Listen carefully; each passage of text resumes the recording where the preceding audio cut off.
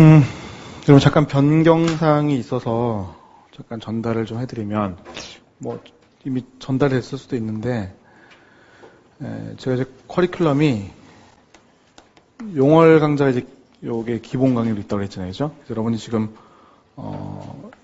여기 이제 정규 커리큘럼이 있고, 좀 속성으로 해서 10회 이제 끝내는 요반을 하고 있고요.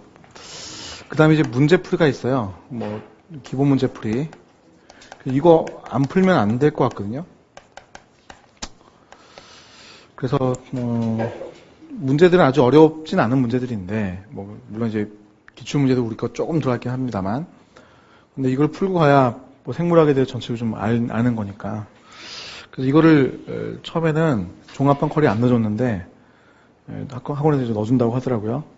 이거를 인강으로 여러분이 신청하실 수가 있어요. 저기 데스크에 가셔가지고 그러면 곧 제가 공식적으로 말했나요? 저한테는 지난주에 말했는데 그거 조금만 더 기다리십시오. 또 설레 발을 쳤네.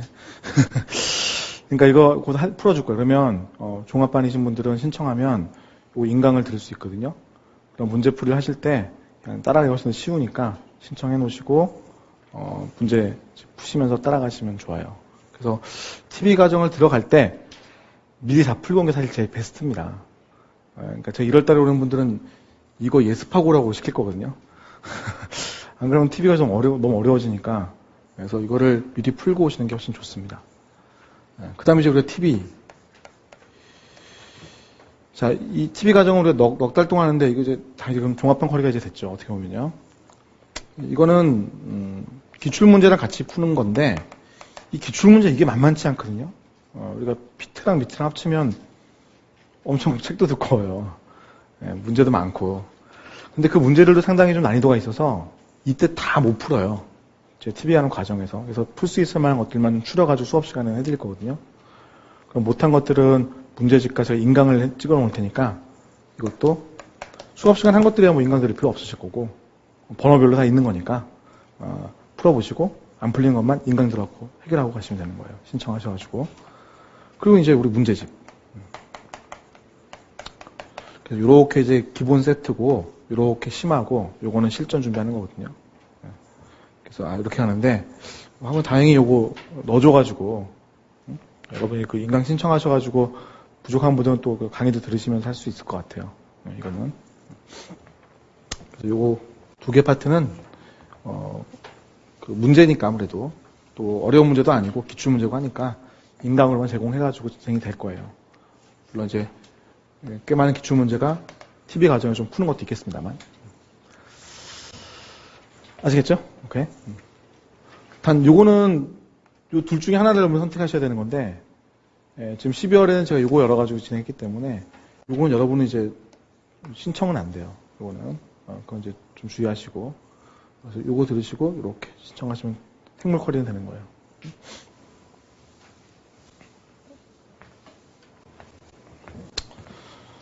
미리 알아서 넣어주진 않습니다, 학원이. 그러니까 본인이 들을 때는 가서 신청을 해야 돼요. 수업 들을 때에도 예전에는 우리 학원에서 그냥 막 다음 달로 넘어갈 때 그냥 신청 안 한 사람들은 뭐 어차피 할 사람이 안 했구나 생각했거든요. 근데 올해부터는 좀 그게 바뀌었대요. 그래서 신청을 하셔야 그 혜택을 받을 수 있어요. 같은 돈을 냈는데 나는 혜택을 못 받으면 안 되잖아요. 그러니까 이제 신청하셔가지고 그 혜택을 이렇게 받도록 하십시오.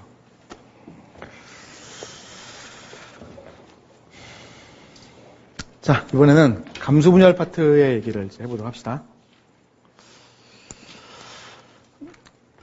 자, 이어서 우리가 보겠습니다. 자, 이제 감수 분열. 두 번의 분열을 거치는 거예요. 자, 보시면 한 번의 감기,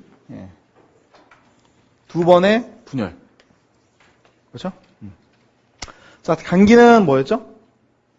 지원기, S기, G2기로 가죠. 그죠? 그때 S기를 거치기 때문에 염색체는 복제가 됩니다. 그러면 자매염색 부체가 되죠. 물론 눈에 보이진 않습니다만. 자, 그래서 이게 아버지 것, 어머니 거라고 했을 때 각각 복제가 된 모습이죠. 그 다음에 분열을 할 때 얘네 둘을 나란히 배열하는 게 특징입니다. 그래서 나누니까 이렇게 분리가 되는 거예요. 그렇죠? 그러면 제1감수 분열을 했을 때 염색체의 수가 반으로 감소합니다. 염색체가 2개, 염색체가 2개, 염색체가 1개. 그러니까 하나씩이잖아요. 그러니까 염색체의 수가 반으로 감소하는 것은 언제 일어난다? 제1감소에 일어난다. 유전적인 다양성은 언제 일어난다? 제1감소에 일어난다. 사람이라는 게 참 묘하게 2감소에 할 것 같은데 그렇지 않습니다. 그죠? 다 1감수 분열에서 그러한 변화가 가장 크게 일어나는 거예요. 제2감수 분열은 얘네 둘을 그냥 나누는 것에 불과한 것이다 라는 거죠. 그렇죠? 그래서 수의 감소, 유전적인 다양성 확보, 다 제1감수 분열이 중요합니다. 자, 그런데 제1감수 분열이 일어날 때 염색체의 재조합이라는 현상이 일어나기 때문에 제2감수 분열이 이와 같이 똑같은 애들로 나눠지진 않습니다. 자, 무슨 말인가 봅시다. 자, 이것은 이제 제1감수 분열을 보여주고 있어요. 그래서 뒤에 이제 로마자로 일자가 있습니다. 1, 그죠? 전기, 중기, 후기, 말기로 여기서 표현했네요. 자, 제1감수 분열 전기. 자, 그림 잘못 그렸어요. 이게 아직 핵이 사라지면 안 돼요. 그래서 핵이 이제 좀 이따가 사라져야 되는 거고, 핵이 있는 상황에서 염색체가 응축이 되어가지고 상동 염색체라는 것들끼리 지금 붙었습니다. 파란색, 빨간색 것끼리 붙었죠? 근데 붙은 이후에 어떻게 되었냐면 가운데에 있는 염색체 있죠? 가운데에 나열된 염색체들끼리 파란색과 빨간색끼리 염색체를 교환합니다. 그래서 지금 이 그림을 보고요. 이 그림을 보게 되면 어떻게 됐습니까? 가운데에 있었던 염색체들끼리 염색체가 재조합되는 걸 볼 수가 있죠. 빨간색, 파란색이 섞입니다. 어떻게 섞일지는 뭐 무작위적이기 때문에 알 수가 없어요. 무작위적이라고 하는 것은 다양성이 커진다. 그죠? 자, 그 다음에 나눠 놓으니까 이렇게 됩니다. 자, 얘는 어떻게 됐습니까? 파란색 염색체 아버지 거 하고요. 재조합 염색 분체. 얘는 2번이나 재조합을 했죠. 그죠? 옆에 있는 건요. 빨간색 어머니 염색체에다가 재조합 염색체가 있는 거죠. 그죠? 자, 그럼 얘를 이제 가져와 가지고 나눈 다음에 두 번째 분열을 할 때 이런 애를 중기판에 나열하면 여기 그림 보세요. 여기 이 그림 보십시오. 재조합 염색 분체가 왼쪽에 있을 수도 있고 오른쪽에 있을 수도 있고 왼쪽에 있을 수도 있는 거죠. 그거는 상황에 따라 다른 겁니다. 얘가 왼쪽, 오른쪽. 그렇죠? 그러니까 염색체를 나누는 데 있어서 똑같은 염색체가 아니에요. 지금 앞에 있었던 그림 이게 제2감수를 할 때 이거 똑같은 거 생각하면 이거 두 개는 같은 거였지만 지금 보면 재조합이라는 게 일어났기 때문에 이제는 이쪽 세포와 이쪽 세포가 같지 않습니다. 그렇죠? 그래서 어떻게 돼요? 유전적 다양성이 더욱더 증가되는 모습을 보이는 거죠. 그렇죠? 이해갑니까? 우리가 DNA 양의 변화를 한번 모식도로 한번 표현해 볼까요? 자, 감수 분열이 일어날 때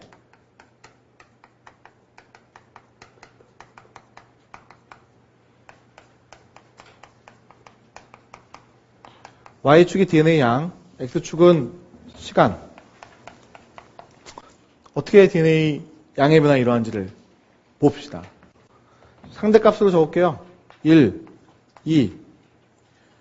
자, 이렇게 있다가 DNA 양 늘어났다가 이렇게 감소를 하고 또다시 감소를 합니다. 그럼 이걸 이렇게 따라가 보면 여기는 0.5. 자, 여러분 각각의 기 예측해 볼 수 있을까? 감소 분열은 한 번의 감기와 두 번의 분열기. 자, DNA 양이 일정하게 있다가 두 배로 늘어가요. 그럼 뭐죠? 앞에는 G, 원기. 여기까지는요? S기. S기는 DNA가 복제되고 있는 거기 때문에 계속 DNA 양이 늘어나는 겁니다. 그렇죠? S기는 DNA가 복제되고 있는 거예요. 그래서 S기가 끝나야 두 배가 되는 거예요. 그래서 DNA 양의 평균값을 계산하면 S기는 한 중간쯤 되겠네요. 누구에 비해서? 이 뒤쪽에 있는 애들에 비해서. 앞쪽은 G2기, 여기는 M기인데 이 M기는 첫 번째 게 1M이라고 적겠습니다. 오케이? G2기와 제1 감소 분열은 전기, 중기, 후기, 말기는 전부 다 염색체의 양은, DNA 양은 2배가 되어 있습니다. 그래서 S기보다 평균적인 DNA 양이 더 많은 식입니다. 그렇죠? 그 다음에 M기가 끝나면 나뉘는 거기 때문에 그제서야 딱 잘라가지고 반으로 줄였습니다. 그다음 두 번째 거 이건 뭐예요? 두 번째 M기죠? 여기까지가 두 번째 M기입니다. 두 번째 M기가 끝나게 되면 그 다음부터는 배우자가 남게 되는 거죠. 또는 포자라고 할 수도 있죠. 그죠? 감소분열을 했으면 배우자 또는 포자가 되잖아요. 뒤쪽은 포자가 되는 거. 또는 배우자가 되는 거. 이해가죠? 그림. 만약에 유사분열했으면 어떻게 하고 끝나는 거지? 여기였겠죠. 그죠? 유사분열을 감소분열했기 때문에 이렇게 늘어난 거죠. DNA 양만 보자면. 자, 그래서 감소분열은 염색체의 수도 반으로 감소해, DNA 양도 반으로 감소해, 유전적인 다양성도 커져. 그때 거기에 영향 크게 주는 게 뭐예요? 제1감소분열이죠. 유전적인 다양성 크게 하는 것, 염색체의 수를 반으로 주는 것, 다 제1감소분열이 관련이 큽니다. 다양성의 정도를 한번 생각해 본다면, 이게 제일 큽니다. 재조합을 할 때 어디에 섞을지 알 수가 없잖아요. 무작위적으로 막 섞거든요. 그러니까 어떤 염색체가 만들지 알 수가 없는 거예요. 일본 염색체 이만큼 있는데 여기는 눈의 모양, 여기는 코의 모양, 여기는 눈의 색깔, 일본 염색체 되게 크지 않습니까? 근데 그거를 아버지 거하고 섞는 거예요. 어디 섞을지 모르고요. 최소한 한 번, 평균적으로 3번까지 섞입니다. 그러면은 눈의 모양은 어머니 걸 닮았어, 코의 모양은 아빠 걸 닮았어. 각각 다 나눠질 수가 있거든요. 그러니까 다양성이 얼마나 커집니까? 그렇죠? 조합성이 커지죠. 이게 제일 큰 다양성이고요. 무한한 다양성. 그 다음은 염색체를 나누는 거예요. 빨간색을 위주로 나눌 거냐, 파란색을 위주로 나눌 거냐. 그죠? 앞에서 제가 얘기했었던 714만의 다양성, 그거는 염색체만 갖고 얘기했을 때도 그만큼 큽니다. 재조합이 끼어들어가면 무한한 다양성, 이렇게 되는 거죠. 제2감소 분열이 일어날 때도 다양성이 나오죠. 염색 분체를 선택하는데 재조합 염색 분체를 선택할 거냐, 아니면 북이나 목을 선택할 거냐 결정이 일어나기 때문에. 근데 그 다양성은 앞에서 일어났었던 이 다양성에 다 종속되어 있죠, 사실은요. 이 현상이 일어나지 않았다면 뒤에 있는 이 사건도 없습니다. 그래서 얘에 대한 다양성을 우리가 따지는 일은 없어요. 기여를 했지만 이 다양성이 워낙 크니까 얘하고 얘만 갖고 얘기하는 거지. 이해갑니까? 자, 그래서 감소분열이라는 것은 유전적인 다양성을 확보하는데 큰 의의가 있다. 자, 이제 비교를 하고 있죠. 지금 왼쪽에 있는 것은 유사분열이라고 불리는 체세포 분열이고 오른쪽에 있는 것은 이제 감소분열입니다. 염색체 복제되어가지고 지금 전기로 갔을 때 얘는 이제 핵안에 이렇게 배열이 되어 있는 모습일 거고 얘는 제1감소를 전기에서 제1감 전기에서 이게 4분 염색체를 이루어가지고요.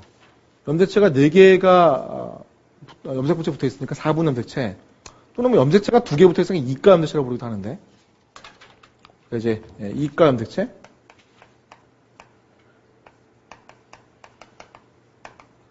또는 4분 염색체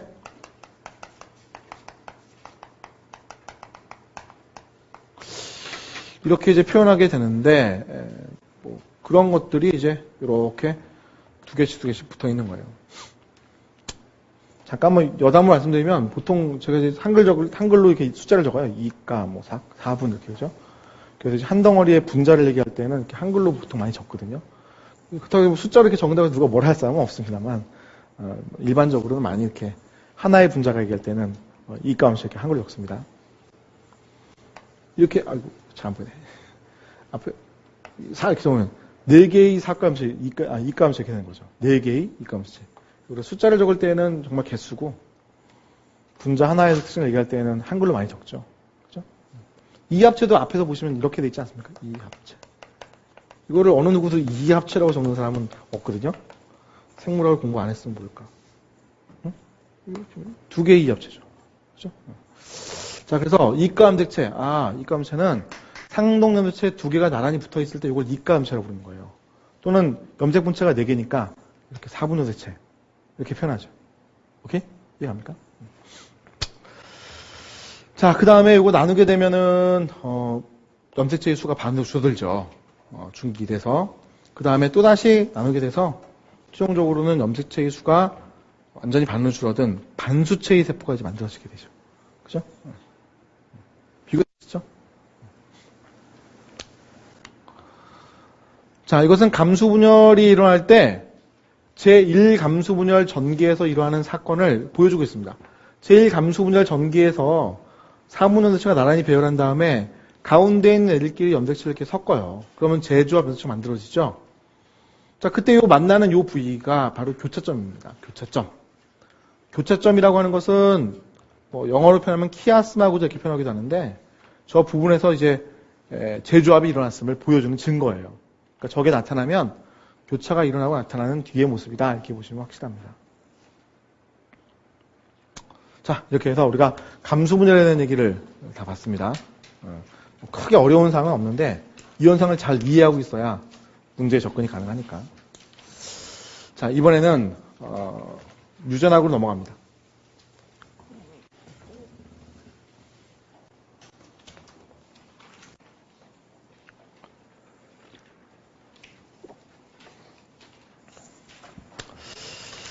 자, 우리가 이제 토막토막 내가지고 앞에 사건들을 쭉 봤는데 이번에 이제 유전학을 볼 거거든요. 유전학은 우리 시험에서 뭐 2문제에서 3문제 정도 출제되는 그런 파트예요. 꽤 잘 나옵니다. 자, 그때 이제 유전학을 이해하는 데 있어서 먼저 멘델 유전이라는 것을 이해해야 돼요. 멘델 유전만 갖고는 시험에 나오는 일은 없습니다만 멘델 유전 현상을 이용해가지고 어쩌고 이런 얘기들을 쭉 하게 돼 있으니까 좀 자세하게 좀 알고는 있어야 돼요. 자, 그 다음은 멘델 유전과 뭐 또 하디 와인복의 평형이라는 어떤 조건을 만족하는데 여러 가지 다른 현상이 나타나거든요. 그래서 유전의 여러 현상들을 얘기를 할 거예요. 그래서 여러 현상들이 뭐 상위성이라는 것도 있고 다인자 유전이라는 것도 있고 뭐 열성 질환, 우성 질환, 뭐 치사 유전 이런 것들이 있거든요. 그래서 그런 것들을 이제 중심으로 하나하나씩 현상들을 좀 볼 거고요. 그 다음은 영광과 교차.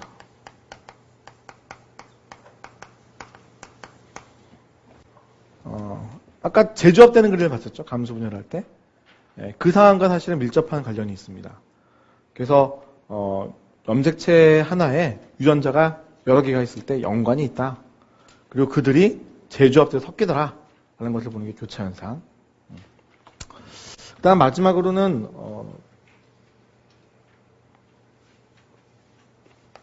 집단 유전학이라고 하는 하디 와인보의 평형. 이렇게 이제 크게 살펴볼 거예요. 그래서 우리 시험 문제는 각각의 파트가 다 한 문제가 나올 수 있습니다. 그러니까 여기도 하나가 나오고, 뭐 대개는 가계도 문제가 많이 나오는 편이에요. 가계도에 대한 문제로 많이 나오는 편이고, 다른 것들도 나올 수가 있고. 여기서 한 문제가 나오고. 그래서 거의 여기서 한 문제씩 나오는 편이죠. 거의 한 문제씩. 집단유전학 요 파트는 나올 수도 있고 안 나올 수도 있고. 그래서 한 2개나 3개가 나옵니다. 자, 그러면 먼저 여기 멘델 유전이라는 걸 가지고 얘기를 이제 해봐야 돼요. 멘델 유전. 멘델 유전이라고 하는 것은 멘델이라는 사람이 딱 주창을 해가지고 밝혀낸 건데, 이 멘델이라고 하는 사람이 3가지의 사항을 밝혀냈죠. 하나가 우열의 법칙, 다른 하나가 분리의 법칙, 다른 하나가 독립의 법칙,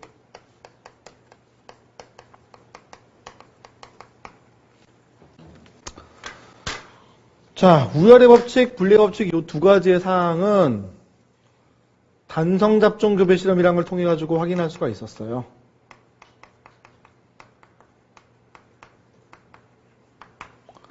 그리고 독립의 법칙이라고 하는 이 사항은 양성 잡종 교배 실험을 통해서 확인할 수가 있었고,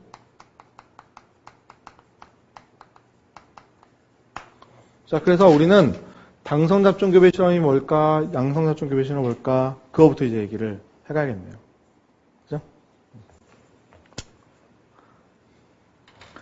한 가지 특성에 대해서 단성, 잡종인 것을 가지고 교배 실험을 했다. 양성, 두 가지 특성인 것에 대해서 잡종인 것을 가지고 교배 실험을 했다. 자, 여기 이제 슬라이드를 보니까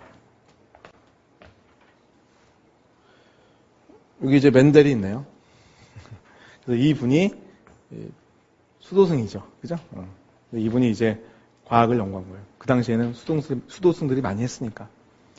그래서 이분이 이제 완두콩이라는 걸 가지고 실험을 한 거죠. 그래서 지금 여기에는 꽤 많은 단성잡종 실험들을 해놨네요. 7가지나 되네요. 이 당시에는 1800년대 중반이니까 뭐 유전자가 뭔지를 모르죠. 유전자가 DNA다 이건 진짜 모르고 유전자가 뭔지를 잘 모릅니다. 그때 눈으로 보이는 형질만 가지고 실험을 한 거예요. 그래서 유전 현상을 밝혀낸 거죠. 어떻게 이제 성질이란 특성을 봤냐면 눈에 보이는 거니까 유전자가 뭔지도 모르고요. 일단은 꽃의 색깔이라는 특성에 대해서 형질이 있다. 보라색과 흰색. 자, 두 개를 지금 우성과 열성으로 좀 표현했는데 그 이유는 단성잡종 교배 실험을 했을 때 나오는 형태 때문에 그렇죠. 잠깐 여기 보게 되면 자, 이제 단성잡종 교배 실험을 하는데 자, 보라색이다. 쓰기 귀찮아요. A라고 할게요. 쓰기 귀찮아요. 자, 그리고 흰색을 교배한다. 흰색 꽃. 쓰기 귀찮아요. 소문자 A라고 할게요. 교배를 했더니 보라색이 나왔습니다. 오케이? 자, 그러면 얘하고 지금 결혼을 했는데, 즉 교배를 했는데 보라색이 나왔다는 것은 얘가 우성이다 이렇게 얘기를 한 거죠. 특히 어떤 사건이었냐면 멘델이 생각할 때에는 아버지와 어머니의 형질을 가지고 있을 거라 생각을 한 거예요. 자, 따라서 얘를 만들 때 이 보라색에는 아버지와 어머니의 것을 전부 다 보라색 형질로 받은 애를 만들어냈어요. 그러니까 실험을 할 때 보라색 꽃을 가지고 있는 애들끼리 교배를 계속 한 겁니다. 똑같은 애들끼리 교배를 했죠. 순수하죠? 순종. 그래서 이런 애들을 우리는 순종이라고 부릅니다. 순종. 얘들도 마찬가지예요. 소문자 AA를 가지고 있을 걸로 예상되는 애들만 얻어낸 겁니다. 흰색 꽃을 가지고 있는 애들끼리 교배를 계속 한 거죠. 그러니까 순종이 나왔겠지. 그죠? 순종. 그럼 얘하고 얘를 결혼시키면 멘델 생각대로 하면 아버지와 어머니부터 하나씩 물려받는다고 생각했으니까 얘에서는 대문자 A, 보라색의 형질이 얘에게서는 흰색의 형질이 갔을 것이라고 생각을 한 거예요. 그런데 이 두 개의 형질 중에서 실제로 눈에 보이는 것은 뭐였어요? 보라색의 형질이었다는 거지. 따라서 이거를 우성이라고 하자. 대문자로 적자. 이거를 열성이라고 하자. 오케이? 그럼 얘는 뭐예요? 한 가지 성질, 꽃의 색깔이라는 특성, 한 가지 성질에 대해서 잡종으로 가지고 있죠. 그죠? 얘를 잡종이라고 하자. 바로 얘가 단성잡종이에요. 그렇죠? 자, 우리가 용어를 적을 때 순종이란 용어 대신에 적을 수 있는 용어는 동형접합이라는 얘기예요. 동형접합자, 우성 동형접합자, 열성 동형접합자. 잡종이라고 하는 것과 동의어는 이형, 다른 형 접합자, 이형 접합자. 오케이? 자, 여기서 이미 분리의 법칙을, 우열의 법칙을 얘기하고 있는 겁니다. 자, 우열의 법칙이라는 것은 형질이 두 개가 있으면 둘 중에 하나가 뭐예요? 표현형에 나타난다. 우성인 게 있다. 우열의 법칙입니다. 즉, 보라색과 흰색 꽃을 교배를 했는데 꽃이 탁 나왔는데 보라색, 흰색, 보라색, 흰색, 보라색, 흰색 이렇게 꽃잎에 되어 있지 않더라는 거죠. 두 가지 형질이 나타나지 않고 한 형질만 나타나더라는 겁니다. 그렇죠? 그것을 우리가 우열이 있다 이렇게 얘기하는 겁니다. 자, 그다음 분리의 법칙. 분리의 법칙은 쉽게 생각하면 같은 문자일 때 둘을 나눈다는 얘기입니다. 여기선 대문자이어 대문자 A니까 나눠봐야 대문자 A밖에 안 됩니다. 소문자이어 소문자 A니까 나눠봐야 소문자 A밖에 안 됩니다. 그래서 이렇게 있다고 생각하죠. 그런데 그 다음 세대로 가게 되면 어떻게 돼요? 대문자 A를 줄 수도 있고 소문자 A를 줄 수도 있는 거 아닙니까? 이게 정자라고 생각하면 난자도 있는 거죠. 대문자를 줄 수도 있고 소문자를 줄 수도 있지 않습니까? 그러면 어떻게 할까요? 보이기는 얘는 대문자 A가 보이겠죠? 형질은 이렇게 있을 텐데 얘는요? 이렇게 대문자 A가 되겠죠? 보라색 이형 접합자이지만 얘도 역시 얘는 이렇게 되겠네. 그럼 표현형만 적어보면 이렇게 되겠죠? 대문자의 소문자 A는 3대 1. 그렇죠? 그래서 맨델이라는 사람이 이렇게 결과가 나왔어요. 3대 1이 나왔단 말이에요. 그래서 내가 생각하는 뭐예요? 우열의 법칙, 분리의 법칙이 맞다고 생각하는 거죠. 즉 제일 첫 번째 단계에서 부모 세대가 있고 페런트 세대, 두 번째 세대는 자손 1세대, 세 번째 자손 2세대인데 맨델이라는 사람이 부모 세대, 자손 1세대, 자손 2세대, 3세대 실험을 했거든요. 그랬을 때 결과가 정확하게 다 나온 거고요. 그랬을 때 자기가 원하는 대로 결과가 쫙 나와준 거죠. 그죠? 완두콩을 심어가지고 결과를 본 거예요. 몇 년간 해가지고요. 그죠? 자, 그래서 이 두 가지 법칙을 만들어냈다. 자, 여기 볼까요? 이게 다 단성잡종 실험입니다. 보라색과 흰색의 형질을 교배를 해. 보라색이 나왔겠지? 걔들끼리 자가교배 또는 같은 유전자끼리 교배를 했단 말이에요. 그랬더니 F2를 얻었죠? 비율을 보니까 용 꽃의 수 같은데 705개 대 224개 3대 1의 비율 대략. 그 다음에 X생, 정생 이건 옆에 나느냐 꽃이 위로 나느냐 이게 지금 우성이었다는 얘기입니다. 그래서 역시 교배를 하고 F2를 갔더니 F1의 교배 결과 어떻게 나왔습니까? 3대 1. 이건 여러분 제일 잘 아시는 거죠. 그죠? 완두콩의 색깔 노란색과 녹색 콩 숫자 6,000개, 2,000개 예? 3대 1 이런 식으로 결과를 쭉 잘 얻어낼 수 있었던 거지. 그죠? 자, 맨델이라는 사람이 이제 두 번째 결과를 얻었는데 두 번째는 뭐냐면 형질들이 독립적일까? 즉 꽃의 색깔을 나타내는 얘하고 완두콩 종자의 색깔을 나타내는 형질하고 서로 독립적일까? 같이 다닐까? 이걸 생각한 거예요. 양성잡종 교배 실험. 이거는 이제 다 본 거니까 넘어가고. 이거죠. 자, 이거예요. 얘는 지금 보면 둥근데 노란색이죠. 둥근데 노란색. 얘는요? 주름진데 녹색. 그래서 Y는 대문자를 넣게 되면 황색. 대문자를 넣게 되면 둥글다. 라운드. Y는 옐로우. 여기는 뭐예요? 주름지다 녹색. 그럼 분리의 법칙. 자, Y 중에 하나를 준다. R 중에 하나를 준다. 어쨌든 오는 것은 대문자밖에 없고. 이쪽도 마찬가지. 소문자밖에 여기서 없죠. 자, 둘이 합쳐지게 되면 이렇게 되는 것은 맞아요.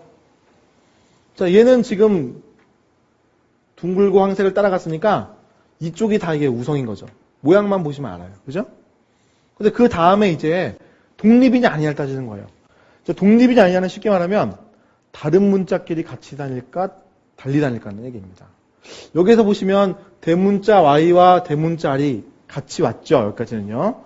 근데 그 다음 단계로 갈 때 여전히 대문자 Y와 대문자 R이 같이 갈 거냐. 소문자 Y와 소문자 R이 왔는데 얘네들은 여전히 같이 갈 거냐. 그래서 이 두 가지밖에 안 나올 거냐. 또는 독립적이다. 문자끼리는 독립적이기 때문에 대문자 Y와 대문자 R, 대문자 Y와 소문자 R 이렇게 나올 수 있는 거냐. 1대1로. 그죠? 두 가지의 가설이 있잖아요. 어느 게 독립이에요? 지금 찍고 있는 거. 이거 독립이죠. 이게 독립이에요. 문자끼리 독립적이다. 이거는 지금 독립이 아닙니다. 그죠? 독립이 아닙니다. 대문자 R과 대문자 I가 서로 같이 다니잖아요. 이건 연관이 있는 거죠. 연관이 있다. 커플이 되어 있다. 응? 자, 맨델은 어떤 결과를 얻었어요? 이 결과를 얻었습니다. 멘델은 이 결과를 얻었던 거죠. 자, 그러면 이 결과를 얻었을 때 16칸을 쭉 이렇게 채웠잖아요. 그죠? 그때 표현형으로 보게 되면 둥글고 황색인 애들 요거 9칸이거든요. 9칸? 9칸이니까 16분의 9. 요거 3칸. 요거 3칸. 요거 1칸. 9, 3, 3, 1이 나왔죠. 그럼 칸 수대로 나눠졌다는 건데 그렇다면 여기 앞에 있는 요 개수가 뭐예요? 다 1, 1, 1, 1. 그죠? 1대 1대 1대 1. 그럼 독립이네요. 맞잖아요. 대문자 Y가 대문자 Y와 만날 확률, 소문자 R과 만날 확률 1대 1. 독립이죠. 독립. 그렇지 않습니까? 멘델은 이 결과를 얻었던 거죠. 자, 이것은 양성잡종 교배 실험이에요. 왜요? 얘가 두 가지 성질에 대해서 잡종을 갖고 있죠. 대문자, 소문자, 대문자, 소문자. 잡종. 양성잡종 교배 실험. 오케이? 이해갑니까? 그래서 멘델이라는 사람은 우열의 법칙, 그 다음에 분리의 법칙, 독립 법칙 이렇게 주창을 했던 거예요. 다 맞았죠, 사실은. 만들어갖고 실험했을 때에는. 근데 뒤에 사람들이 하다 보니까 꼭 그렇지만은 않더라. 이런 얘기를 하게 된 거죠. 그죠? 자, 그래서 이제 멘델의 법칙이라는 것을 우리가 좀 이렇게 아는 가운데 여러 가지 유전 현상으로 넘어가는 겁니다. 자, 가기 전에 확률의 법칙 한번 따져봅시다.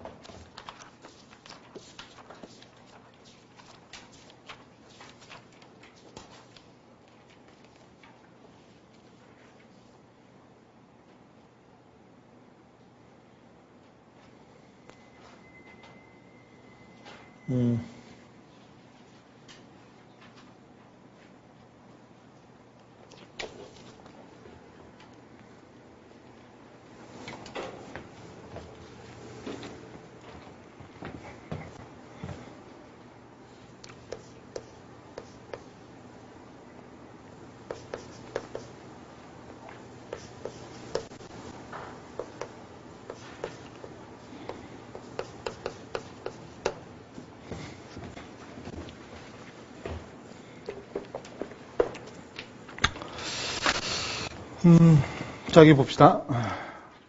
자, 지금 확률의 법칙을 따지는 건데, 우리가 수학적으로 그냥 확률을 유전학에서 많이 따질 때가 있거든요. 그냥 요령만 좀 아시면 되는 거예요. 자, 여기 지금 보면은 이런 애하고 이런 애를 이제 교배를 한 건가 봐요. 자, 그랬을 때, 요런 애들이 나올 확률, 요런 애들이 나올 확률, 요런 애들이 나올 확률 이렇게 막 물어보고 있는 거죠. 그죠? 그래서 아래 이제 이렇게 쭉 색을 계산한 게 있는데, 이걸 이해하기 위해서 우리가 좀 간단한 것부터 먼저 해볼게요.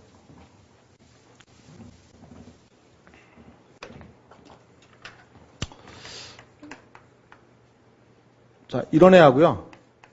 이런 애가 교배를 했을 때, 이런 애가 나올 확률은 어떻게 되는 거죠?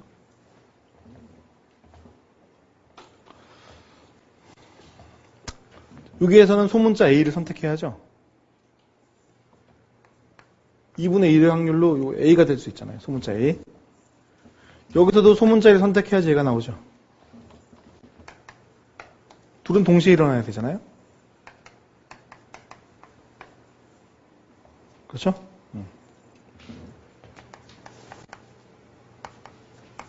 이렇게 교배를 해가지고 이렇게 이형접표 나올 확률은 어떻게 할까요? 여기서는 대문자 A를 선택하는 거예요. 그럼 반대편에서는 뭘 선택해야 돼요? 소문자 A를 선택해야지. 어쨌든 확률상으로는 이렇게 되네. 둘을 동시에 해야 되는 거니까 이렇게 곱하면 되죠. 그런데 반대로 이쪽에서는 소문자를 선택을 하고 이쪽에서는 대문자를 선택을 할 확률은 역시 똑같이 4분의 1란 말이에요. 합하게 되면 2분의 1이죠. 그죠? 그래서 우리가 어떠한 사건이 일어날 때 동시에 일어난다 곱하는 거고, 그죠? 이것 또는 이거이다. 그거는 이제 더하는 거고요. 그죠? 그럼 우리가 단성 잡종에 대해서는 되게 쉽게 얘기할 수 있잖아요. 그럼 약간 복잡해지는 거예요.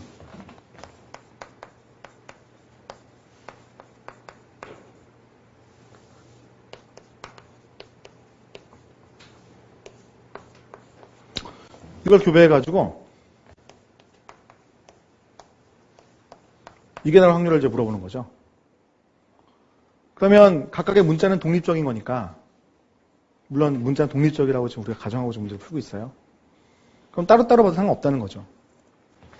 A하고 요거 A 만나가지고 요게 나올 확률은 몇 분의 몇이라고요? 우리 해봤잖아. 쉽게 나오죠? 2분의 1.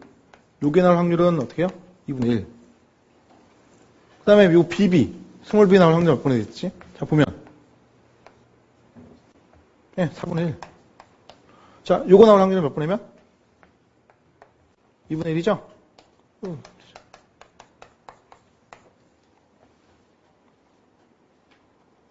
그렇죠? 자, 그럼 저쪽에 있는 문제를 한번 이제 보도록 할까요? 자, 여기. 자, 요런 애하고 지금 결혼을 시킨단 말이에요. 보면 여기 소문자 PP라고 되어 있어요. 소문자 PP. 그럼 여기 얘하고 만났을 때 소문자 PP가 되는 확률은 어떻게 되는 거죠? 4분의 1이죠? 그렇죠? 자, 두 번째. 얘는 지금 이형접합자고 얘는 동형접합이에요. 그랬을 때 여기 전부 다 뭐예요? 스몰 YY가 나와야 돼. 그럼 여기에서는 뭐야? 어차피 소문자 Y밖에 안 줘요. 여기서는요? 둘 중에 하나 줘야죠. 근데 얘가 소문자 Y니까 이거 소문자 Y를 주라는 얘기거든? 그럼 여기서는 2분의 1 확률로 얘를 주는 거죠? 이쪽에서는 2대 확률로 소문자 Y가 있는 거니까 2분의 1. 그죠?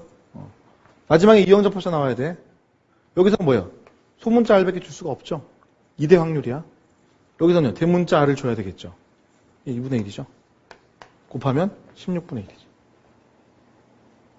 아시겠어요? 하나 더 해볼까요? 자, 이거 소문자 PP. 얘하고 소문자 PP를 주려면 각각 소문자를 줘야 되는 거니까 4분의 1. 얘는요, 이형접합자야. 얘하고 얘 만났을 때. 여기선 소문자 Y밖에 줄 수가 없으니까 1의 확률. 여기선 그럼 대문자 Y를 줘야 되는 거니까 2분의 1의 확률. 2분의 1. 여기선 스몰 RR. 여기서는 소문자 R을 주려면 2분의 1의 확률. 여기서는 소문자 R밖에 줄 수가 없으니까 역시 2분의 1. 16분의 1이죠. 아시겠죠? 그래서 우리가 독립적으로 각각의 문자를 보고 판단하는데 먼저 간단한 단선 합종의 예가 항상 있었으니까 그걸 기준으로 생각하시면 되게 편한 거예요. 확률 별로 어렵지 않죠? 그렇죠? 문자사상 보면 좀 헷갈릴 수가 있는데 잘 따져가시면 됩니다. 얘가 몇 분의 몇의 확률로 이걸 줄 거냐? 라는 것만 잘 따져가시면 문제를 풀 수가 있는 거거든요. 실제 문제를 풀어보셔야지 이거는 더 와닿아요. 기본 문제집 꼭 풀어보십시오. 구매하셔가지고 꼭 그쪽 파트 풀어보셔야지 이게 이렇게 돌아가는 거구나 판단할 수가 있어요. 우리 시험 거의 이거 나오거든요. 2년에 한 번은 나올 겁니다. 예. 그러니까 우리 유전학 문제를 풀 때 이렇게 나오는 거니까. 유전학을 내가 내용을 전혀 몰라고 푸는 게 아니라 실수를 하는 거거든요. 익숙해지면 실수를 안 할 텐데 이게 한두 번밖에 안 풀어보면 그럼 뭐 내가 당연히 막연히 알고 있다고 생각하면 안 풀리죠 잘. 손이 푸는 거니까 이건. 자, 그래서 확률의 법칙 이 사실을 어렵진 않은데 여러분 이제 손에 익을 정도로 좀 알아놓으셔야 됩니다. 자, 이건 뭐 확률 법칙 설명한 펀의 사각형이니까 넘어가겠습니다.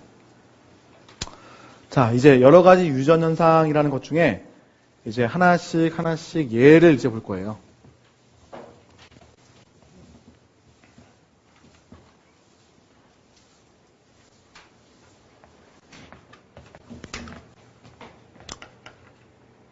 자, 여러 유전 현상. 첫 번째, 불완전 우성.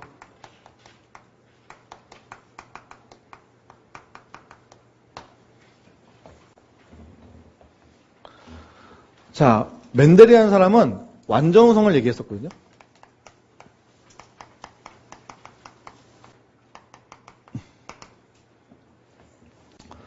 멘델이라는 사람이 말하는 완전 우성이라는 것은 두 형질 중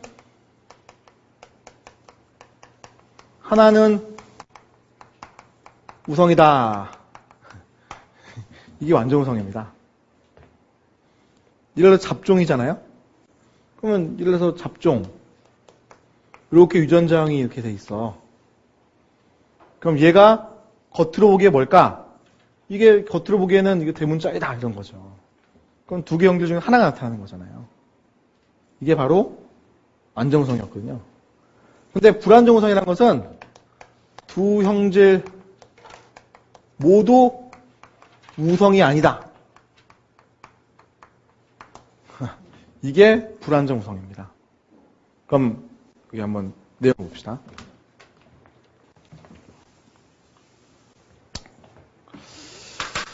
자, 여기 보게 되면 부모 세대 해가지고 여기 이제 붉은색, 흰색이 있어요. 그럼 이게 빨간색, 흰색 이게 형질이죠, 형질. 그림만 보세요. 둘을 교배를 해. 얘가 나왔어. 이거 뭐야 이거? 빨간색도 아니고 흰색도 아니고. 그럼 이 두 형질이 뭐가 우성이에요? 말 못하죠. 두 형질 다 우성이 아니다. 오케이? 이해가요? 두 형질 다 우성이 아니지 않습니까? 자, 유전자형을 적어본 게 나와 있죠. 붉은색을 나타내는 용어는 C의 R로 표현했네요. 요거는 C의 W로 표현했어요. 그럼 분리의 법칙에 의해서 서로 잡종을 만드니까 C의 R과 C의 W가 있는데 두 가지가 다 나타나지는 않는 겁니다. 근데 그 다음 세대로 가게 되면 C의 R과 C의 R이 다시 만나니까 이건 빨간색 나오죠. C의 W와 C의 W가 다시 만나니까 이거 흰색 나오죠. 근데 여전히 잡종인 애들은 뭡니까? 분홍색이죠. 그러니까 어느 형질도 우성이 아니거든요. 이런 것을 우리는 불안정 우성이라고 부른다. 오케이? 이해합니까? 이거 머릿속에 탁 잘 넣으셔야 돼요. 자, 불안정 우성 이렇게 하면 우리가 그 교배 실험을 했을 때 항상 이렇게 하는 거잖아요. A라는 애하고 스몰 A와 결혼을 시켜. 얘가 갑자기 C가 나와. 이건 뭐야? 이렇게 되는 거죠. 그죠? 그리고 또다시 얘끼리 교배를 시켰는데 A가 나오고 C가 나오고 스몰 A가 나오는데 1대 2대 1의 비율로 표현형이 나와. 250개, 500개, 250개 뭐 이런 식으로요. 그럼 뭐예요? 불안전 우성 현상을 얘기하고 있는 거죠. 이런 문제 줘놓고서 A는 뭐 스몰 a, b에 대문자 A는 소문자 A에 대해서 우성이다. 틀렸죠. 아시겠죠?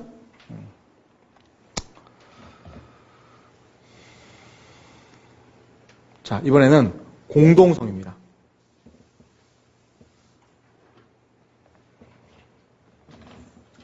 두 번째는 공동성. 자, 멘델이라고 사람이 발표했을 때는 완전 우성이었어요. 두 형질 중 하나가 우성이다. 그런데 아닌 얘도 지금 발견한 거죠. 유전 현상 중에 아닌 얘도 발견한 거예요. 불완전 우성. 두 형질이 모두 우성이 아니다. 근데 얘는 뭐냐? 공동성. 두 형질이 모두 우성이다. 완전 반대죠. 이게 공동성. 뭐 대표적인 예는 혈액형에 있습니다. 여기 보니까 혈액형을 이제 표현하는데 우리 혈액형은 적혈구 표면에 붙어 있는 분자에 의해서 혈액형이라는 걸 구분하는 거예요. 그 중에 혈액형은 되게 많이 종류가 있을 텐데 가장 유명한 예가 ABO식 혈액형, RH 혈액형 이렇게 유명하거든요. ABO식 혈액형은 적혈구의 표면에 그 탄수화물이 있어요. 탄수화물. 그래서 A타입의 탄수화물, B타입의 탄수화물. 자, 이거 A하고 B가 다 있는 탄수화물, A, B의 탄수화물 다 있는 거예요. 이거는요, 없는 거죠. 그러니까 이런 거죠. 결혼을 이제 시키는데 A형인 친구하고 B형인 친구하고 결혼을 시켜? 그때 뭐가 나왔어요? C가 나오는 게 아니라 A, B형이 나온 겁니다. 이거는 공동성이죠.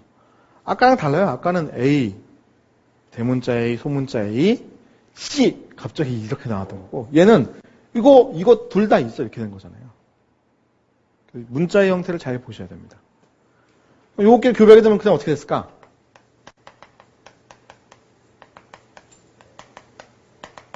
(1대 2대 1) 나오는데 가운데 있는 애가 이게 C가 아니라 A, B죠. 이해가요? 이런 형태가 뭐예요? 이런 형태가 공동성입니다. 공동성. 그래서 우리가 우성의 정도라는 걸 가지고 얘기를 할 때 완전 우성이냐, 불안정성이냐, 공동이상이냐 구분할 수 있어야 되거든요. 형태 아시겠죠? 그죠? 완전우성은 잡종이 만들었을 때 뭐예요? 한쪽만 따라가요. 완전우성. 불안정우성 결혼을 시켰을 때 양쪽 다 안 따라가요. 불안정우성. 양쪽 다 따라가요. 공동우성. 그죠? F1을 교배하게 되면 완전우성은 3대1. 불안정우성은 1대2대1. 단 2가 이상한 애가 태어나는 거고요. 공동우성은 1대2대1. 그 2가 같은 형질을, 두 형질을 같이 가지고 있는 거죠. 그죠? 자, 이렇게 해서 우리가 공동성이라는 것까지 이제 우선성을 좀 봤고요. 자, 그 다음은 상위성입니다.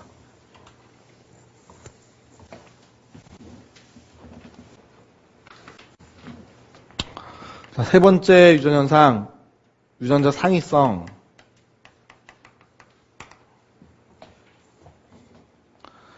자, 상위성이라고 하는 이 현상은 한 형질, 또는 특성이라고 할 수도 있을 텐데, 형질에 두 유전자가 또는 효소가 영향을 주는 경우를 말합니다.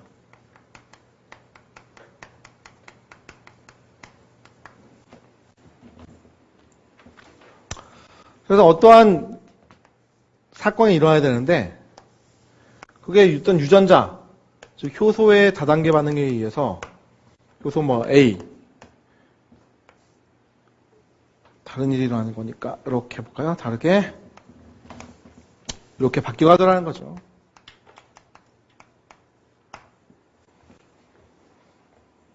오케이? 이런 일이 일어나는 것입니다. 저 옆에 있는 개의 예를 한번 해보자면 털의 색깔을 결정하는 거예요. 털의 색깔이라는 하나의 형질입니다.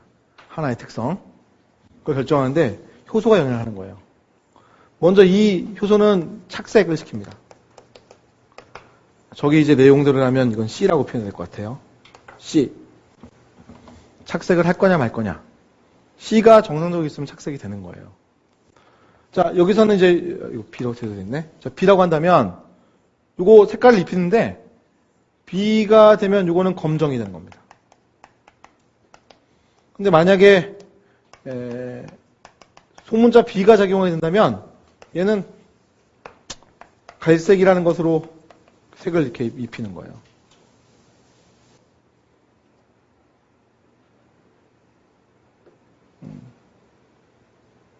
여기서 저거 안 되겠네. 검정, 얘가 갈색. 이렇게. 이런 관계가 같습니다. 이런 관계. 오케이? 또는 효소 B가 정상이지 않으면 여기 갈색이다. 이렇게 생각해도 괜찮고. 오케이? 자, 그럼 처음에는 착색이 안 되는 거니까 이건 색이 없죠. 알비노.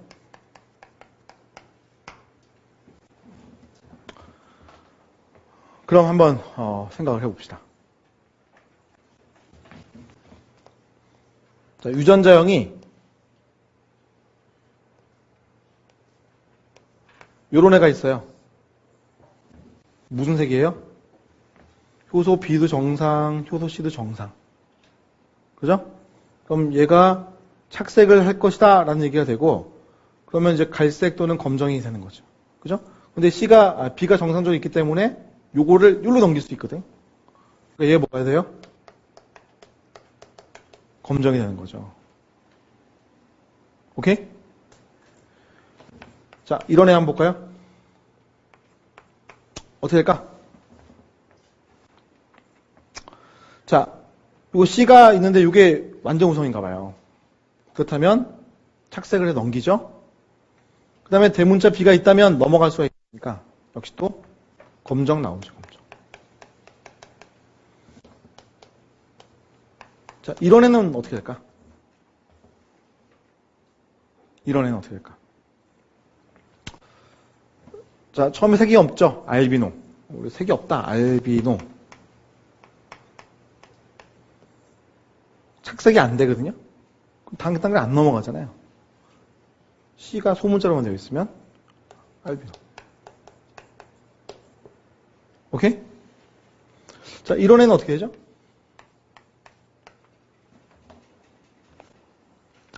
자, 대문자 C가 있는데 이게 완전우성이라 한다면 넘어가죠? 그 B, 소문자 B밖에 없으니까 대문자 B 없으니까 못 넘어가요. 여기서 멈추죠? 갈색?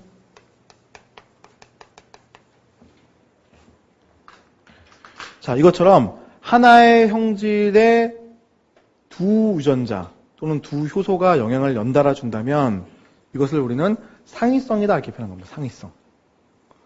그럼 여기 있는 요 그림을 보게 되면 자, 요거. 자, 이 그림은 여기서 또 2로 했네요. 자, 여기 보시면 B하고 2로 해가지고 C는 헷갈릴까 했나 본데 양성 잡종인 애들을 교배한 거예요. 그럼 여기 16칸이 쭉 다 채워졌죠? 그죠? 자, 대문자 B가 하나, 대문자 E가 하나만 갖추고 있으면 다 검정색이에요. 그렇죠? 자, 소문자 B만 있는데 대문자 E가 하나만 있으면 갈색. E가 다 소문자면 다 뭐예요? 알비노. 유전 상위성이죠. 그죠? 그러면 영향을 줬어요, 지금요. 그죠? 서로 영향을 줬어요. 하나의 형제에 대성을 줬습니다. 양성잡종 교배 실험을 했을 때 비율이 어떻습니까? 9대 3대 3대 1의 변형이 나오죠. 자, 상위성이라고 하는 애는 한 형질의 두 유전자가 영향을 주는 경우예요. 그렇죠? 대표적인 케이스는 효소의 다단계 반응이고 방금도 보여드린 게 여러분 다단계 반응이잖아요. 그래서 어떤 일이 일어나냐면 양성잡종 교배 실험을 하게 되면 양성잡종의 교배 실험을 하게 되면 자손의 표현형의 비율이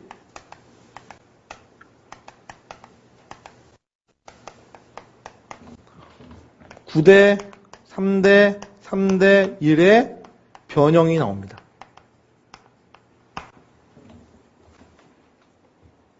지금 방금 보신 것도 9대 3대 4니까 9대 3대 3대 1의 변형입니다. 그렇죠? 만약에 9대 7 해도 9대 3대 3대 1의 변형인 거죠. 자, 이건 왜 그러냐면 우리가 유전자형을 적어보면 이와 같아요. 우리가 만약에 이런 애를 이렇게 양성잡종 교배 실험을 한단 말이에요. 그러면 이렇게 교배를 했을 때 아홉칸에 해당하는 애가 이렇게 나오죠. 이 언더바는 뭐 대문자든 소문자든 상관없다 라고 했을 때 언더바를 적는 거예요. 아홉칸은 최소한 대문자 B 갖고 있다는 거죠. 대문자 A, 대문자 B. 세 칸은요?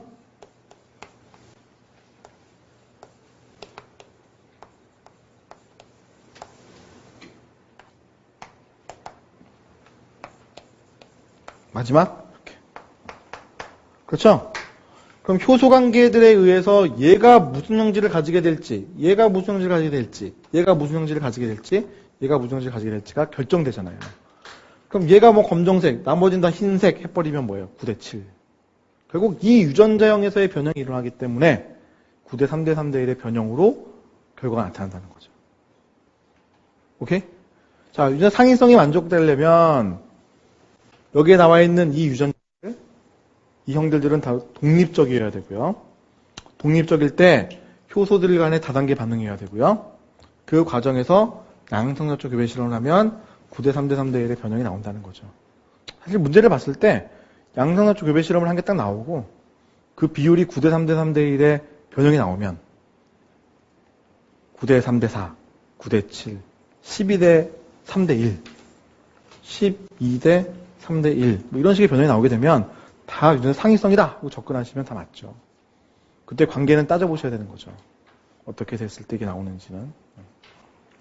오케이? 이해가요? 상위성.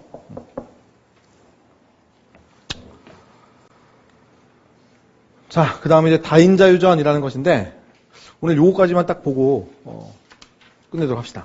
자, 이건 어려운 얘기 아니고 출제도 거의 안 나오고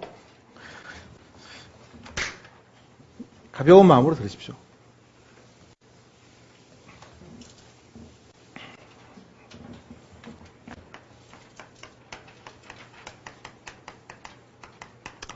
다인자 유전이라고 하는 것은 여러 유전자가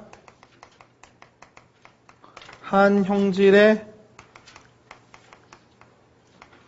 누적적인 또는 양적 누적인